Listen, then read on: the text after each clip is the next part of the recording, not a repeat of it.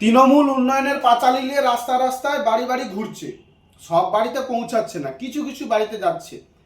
তার যে বাড়িতেই যাচ্ছে সেই বাড়ির লোক তৃণমূলের নেতাদেরকে বসিয়ে জিজ্ঞাসা করবেন যে আপনারা 15 বছর ধরে কি করেছেন, আমার বাড়ির ছেলেমেয়েরা বেকার কেন, কোনো কর্মস্থান নেই কেন। আপনার মুখ্যমন্ত্রী বড় বড় ভাষণ দিয়েছিল যে ডবল ডবল চাকরি দেব, একটাও চাকরি দিতে পারছে না ডবল ডবল। আমার ছেলেমেয়েরা ভিন রাজ্যে বিজেপির রাজ্যে গিয়ে কাজ করছে। তাহলে যদি বিজেপির রাজ্যে যদি কাজ পাওয়া যেত তাহলে আমরা পশ্চিমবঙ্গে আপনাদেরকে ভোট দেব কেন? আমরা বিজেপিকেই ভোট দিয়ে এই রাজ্যটি বিজেপি করব সরকার, তাহলেই কর্মস্থান হবে। এটা তৃণমূলের নেতাদের জিজ্ঞেস করবেন, ওদেরকে বলবেন শুধু আপনারা ভাতা আর লক্ষ্মীর ভাণ্ডার 1000 টাকা দিলে হবে? আমার ছেলেমেয়েরা যুবক বসে আছে, তাদেরকে সংস্থান দিতে হবে।